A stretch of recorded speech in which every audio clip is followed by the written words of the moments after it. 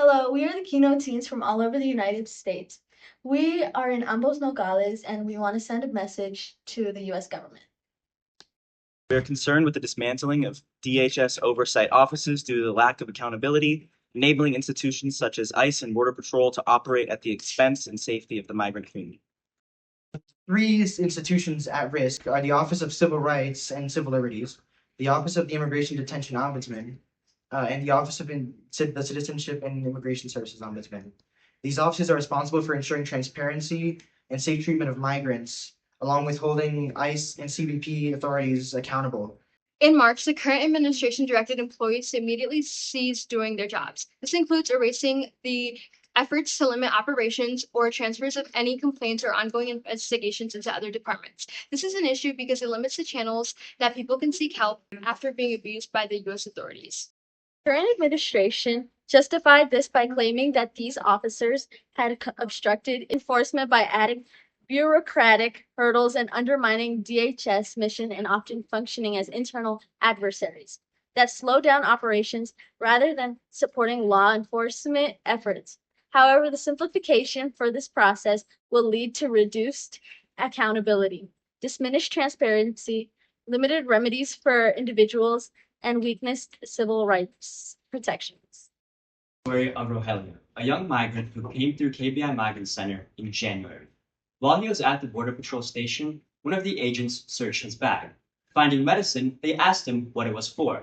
Rogelio responded, saying that he suffers from epilepsy and desperately needs his medicine. The agent, however, decided to throw away his medicine instead of letting him keep it. In fact, while Rogelio was in the detention center, the agents didn't believe that he suffered from epilepsy, despite him telling them multiple times until he had a seizure in January and was taken to the hospital. However, after the hospital, he wasn't given his medicine, and instead was greeted by being placed in a small cell, stripped of his clothing, and given a hospital gown to wear. What happened after this is that Rogelio, furthermore, couldn't actually use the bathroom properly. Instead, he had to go in bags that agents would bring to him, reflecting the complete dehumanization of this process. Unfortunately, it doesn't end here, as Rogelio was soon placed after a week in a minivan and taken to Nogales, Arizona. And while he was in Nogales, as an officer opened the van, they pulled him by his right arm and punched him right in the rib.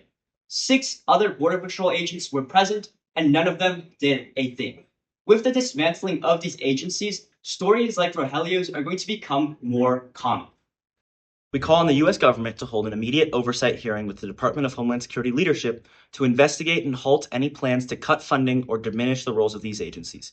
We demand the restoration of public access to CRCL investigative channels and reaffirm that CRCL functions are mandated by law and that DHS must be held accountable to fully support these offices with sufficient personnel and resources. We want to ensure the correct use of funds allocated for these offices in the year of 2025 are used and maintain these funding levels for the Department of Homeland Security in the 2026 federal budget resolution.